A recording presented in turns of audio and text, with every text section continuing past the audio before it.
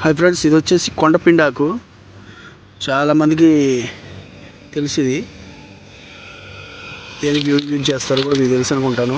తెలియకపోతే చెప్తున్నాను. ఇది వచ్చేసి కిడ్నీలో స్టోన్స్ ఉన్న వాళ్ళకి యూజ్ చేస్తారు.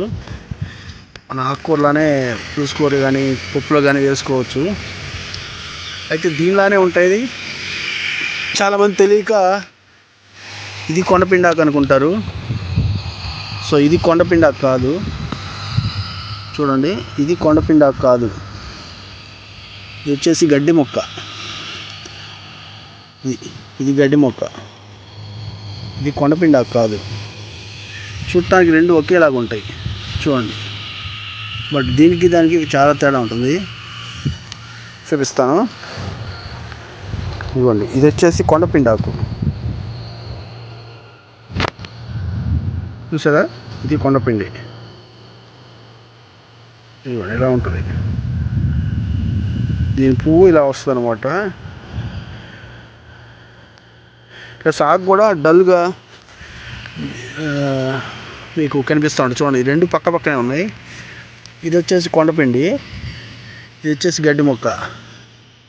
చూడండి, రెండు పక్క పక్కనే ఉంటాయి కానీ రెండు ఒకేలా అనుకుంటారు చాలామంది. ఇదే కొండపిండి ఆకు అనుకుని తింటారు.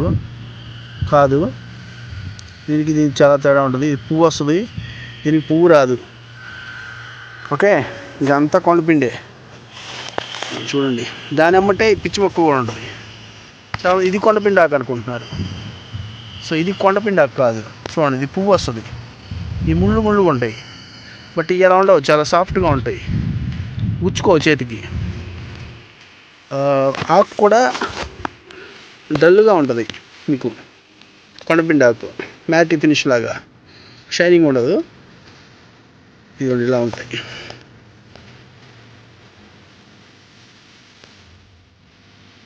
ఇలా సరే, ఇది కొండపిండి ఆకు.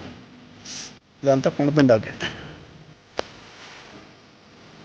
ఓకే, ఇది కిడ్నీలో స్టోన్స్ ఉన్న వాళ్ళకి, కిడ్నీ ప్రాబ్లమ్స్ ఉన్న వాళ్ళకి చాలా ఉపయోగపడుతుంది. మనం ఆకుకూరలానే వండుకోవచ్చు దీన్ని. తోటకూరలాగా, తోటకూర పాలకూర ఎట్లా వండుకుంటాం అట్లా.